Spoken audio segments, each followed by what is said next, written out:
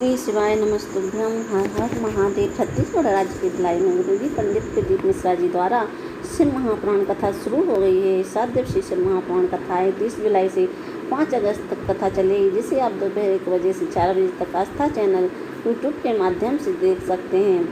आज 4 अगस्त की कथा में गुरुजी ने बहुत ही विशेष उपाय बतलाए हैं।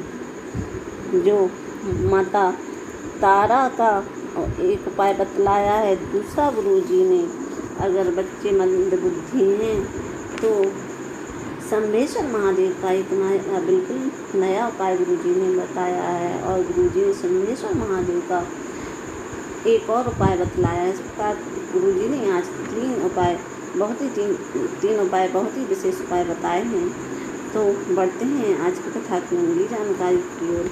गुरुजी ने कहा कि पहले भी हमने कथा में कहा है कि जिसके हृदय में अविरल भक्ति शिव की समाहित होती है, जिसके हृदय में भगवान विराजमान होते हैं, गुरुजी ने कहा जिसने 1 लोटा जल अगर शंकर को समर्पित किया है, जो रोज़ शिव मंदिर गया है, तो उसे महादेव को दर्शन देने आना ही पड़ता है। गुरुजी ने कहा आज सावन सोमवार का चौथा सावन सोमवार का दिन है।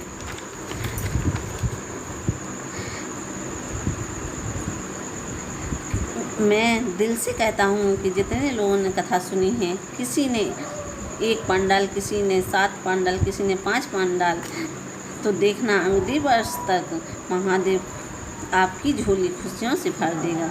बढ़ते हैं आज की कथा की तीसरी जानकारी। किसी ने गलत भोजन अगर कर लिया है, गलत कार्य कर लिया है, गलत भाव प्रकट हुआ है, गलत दृष्टि आ गई है, तो गुरुजी ने कहा कि फ्रिज, अलमारी, गोल्ड, गाड़ी, मकान सब कुछ आपको उधार मिल सकता है, पर आपको पुण्य कभी उधार नहीं मिलता।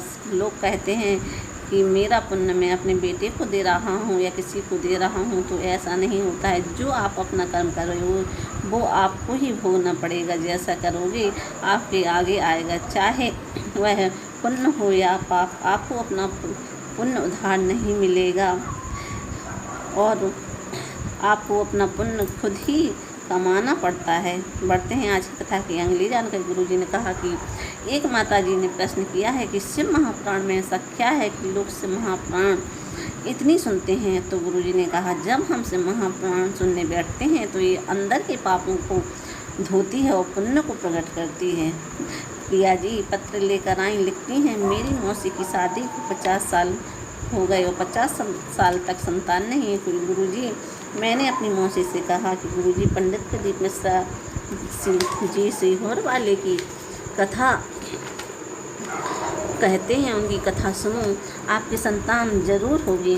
तो मेरी मौसी ने कहा कि मेरा तो मासिक धर्म बंद हो चुका है, मेरे यहाँ संतान कैसे हो सकती है। तो मैंने अपनी मौसी से कहा वो सीहोर वाला महाराज कहता है विश्वास रखो, और पशुपतिनाथ का व्रत किया, सफ़ेद आंकड़े की जड़ का प्रयोग किया, टीवी पर आपकी कथा बैठकर सुनी और बाबा की कृपा से 50 साल बाद संतान प्राप्ति हुई है, उसी का आभार व्यक्त करने आए हैं। बढ़ते हैं आज की कथा की अगली जानकारी। शिव महापुराण कहती है अगर आपके पास पैसा नहीं है, धन नहीं है, तो आप कैसे पुण्य कमाएंगे। तो कोई अच्छा कार्य करे, पुण्य धर्म करे, तो आपको बस इतना करना है कि बस आपको अपना हाथ लगा देना है, थोड़ा बहुत कार्य कर देना है। बस आप इतना कर देंगे तो आपके पास भी पुण्य आ जाएगा। बढ़ते हैं आज की कथा की अगली जानकारी। के बीमार पड़े तो आपको कहीं मत जाना, पहले डॉक्टर के पास जाओ, फिर दर्द हो, तकलीफ हो, डॉक्टर दवाई दे तो विश्वास पक्का करो। जब दवाई लो तो महादेव का एक कुंदकेश्वर महादेव का नाम है, तो कुंदकेश्वर महादेव का नाम लेकर उस दवा को खाओ, धीरे धीरे रोग समाप्त होने लगेगा। गुरुजी ने अगली जानकारी देते हुए कहा कि ममता जी पत्र लेकर आई, लिखती हैं मैं सभी की तरफ से राखी भेज रही हूँ, पूरे छत्तीसगढ़ की तरफ से राखी भेज रही हूँ, गुरुजी से स्वीकार करना। गुरुजी मेरे लीवर में बहुत परेशानी थी, भोजन पचता नहीं था, मैं शिवजी की 5 बेटियों का नाम लेकर जल पीना प्रारंभ शुरू किया, मेरा पेट दर्द ठीक हो गया है और मुझे भोजन पचने लगा है, उसी का आभार व्यक्त करने आई हूँ। बढ़ते हैं आज की कथा की अगली जानकारी। मनीषा गुप्ता जी पत्र लेकर आई, लिखती हैं, एक लोटे जल का क्या बखान करूं गुरुदेव, मेरे पापा के पेट में दर्द रहता था। डॉक्टर को दिखाया तो डॉक्टर ने पेट में पानी बता दिया और डॉक्टर ने ऑपरेशन बताया, पर किसी ने कहा कि आपको सीहोर वाला महाराज कथा कहता है, उसकी कथा सुनो। हमने आपकी कथा सुनी और कुबरेश्वर धाम गए, वहाँ से रुद्राक्ष लेकर आए और रुद्राक्ष के जल का आचमन कराया। गुरुजी, मेरे पापा को अब ऑपरेशन की ज़रूरत नहीं है, डॉक्टर ने कह दिया है कि वो ठीक हो गया है। बढ़ते हैं आज की कथा की अगली जानकारी की। गुरुजी ने कहा, मृत्यु अटल है, मृत्यु तो आती जरूर है। गुरुजी ने कहा, से महाप्राण कहती है, अगर आप किसी भी स्त्री का दर्शन करें तो माता के रूप में करना चाहिए। बढ़ते हैं आज की कथा की अगली जानकारी की। गुरुजी ने इस कथा में बहुत ही विशेष उपाय बताया है। गुरुजी ने कहा, यदि आप हर तरफ से हार गए हो, आपका काम बन ही नहीं रहा है, आपने सब जगह करके देख लिया, तो आपको क्या करना है, एक कनेर का पुष्प लेना है और कनेर के फूल में, पीले कनेर के फूल में हल्दी और कुमकुम लगाकर, यदि सोमवार की अष्टमी के दिन माँ जगत जननी की पीठ का मतलब गोल कटी भाग माता का, जो शिवलिंग में गोल कटी भाग होता है, वहाँ पर आप कहीं भी किसी भी स्थान में उस गोल कटी भाग में माँ तारा देवी का नाम लेकर, देवाधिदेव महादेव और माँ शक्ति का स्मरण कर कर, माँ तारा देवी का नाम लेकर उस फूल को अगर आप समर्पित कर देते हैं तो देवाधिदेव और माँ शक्ति की कृपा होकर रहती है। दूसरे उपाय की गुरुजी ने जानकारी देते हुए कहा, शिव जी का एक नाम है शंभेश्वर महादेव। शंभेश्वर महादेव, अगर डॉक्टर आपको कह दे कि अगर आपके शरीर में कहीं भी गांठ हो गई है और ऑपरेशन के लिए डॉक्टर बोलता है, तो किसी भी पुरुष या नारी को शरीर में कहीं भी गठान हो गई है, तो आपको क्या करना है, आपको एक कलश जल लेना है। उस कलश के जल में गंगा जल डाल लेना है और एक चावल का दाना अपनी हथेली में रखकर शिव मंदिर पहुंच जाना है। और जब आप शिव पर जल चढ़ाओ तो आपको दक्षिण दिशा में खड़े होकर शिव को जल समर्पित करना है और फिर वो एक चावल का दाना शिवलिंग पर चढ़ा देना है। आपको बस इतना ही करना है। फिर से सुनिए, अगर आपके शरीर में कहीं भी गठान हो गई, चाहे कोई स्त्री हो या पुरुष, कहीं भी गठान हो गई है, तो आपको एक कलश शिव मंदिर ले जाना है। उस कलश में थोड़ा सा गंगा जल डाल देना है और हथेली में एक चावल कहीं से टूटा हुआ ना हो, उस चावल को अपनी हथेली में रख कर ले जाना है। और जब आप शिव पर जल चढ़ाओ तो आपको दक्षिण दिशा में खड़े होकर शिव को जल समर्पित करना है और फिर वो एक चावल का दाना शिवलिंग पर चढ़ा देना है और बेलपत्र भी चढ़ा देना है। फिर वह बेलपत्र और चावल का दाना आपको घर ले आना है और सुबह के समय बेलपत्र का आचमन कर लेना है और शाम के समय उस चावल के दाने को खा लेना है। आपको बस इतना ही करना है। आपको कहीं भी शरीर में गठान हो गई हो, वो समाप्त होकर ही रहती है।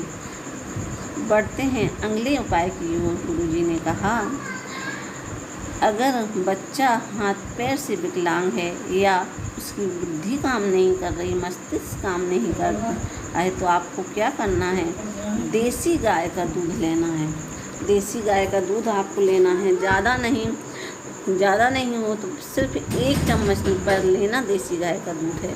देसी गाय के दूध में अगर तो 1 चम्मच दूध लेकर आपको शिव मंदिर पहुंच जाना है और शंभेश्वर महादेव का नाम लेकर उस दूध को अर्पित करना है और उसके बाद उस दूध को झेल लेना है और घर आकर उस बच्चे को पिला देना है, चटा देना है। जिसके हाथ पैर विकलांग हैं, मस्तिष्क नहीं चलता, धीरे धीरे वह बच्चा ठीक होने लगेगा।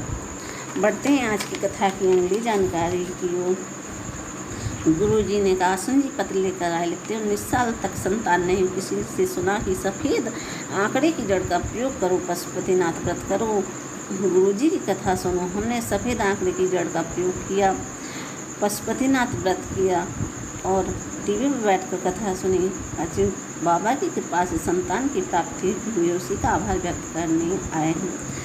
शकुंतला जी पत्र लेकर आई। लिखती, मेरी उम्र 58 वर्ष की है। मुझे सन 2024 में कैंसर हो गया था, 3rd स्टेज पर पहुंच गया था। डॉक्टर ने कहा, शरीर को फाड़ोगे तो पूरे शरीर में कैंसर फैल जाएगा। हम वापस आ गए और 7 दिन तक पंडाल में बैठकर कथा सुनी और फिर मेरा रोग धीरे धीरे ठीक होने लगा है। ये बाबा की कृपा है।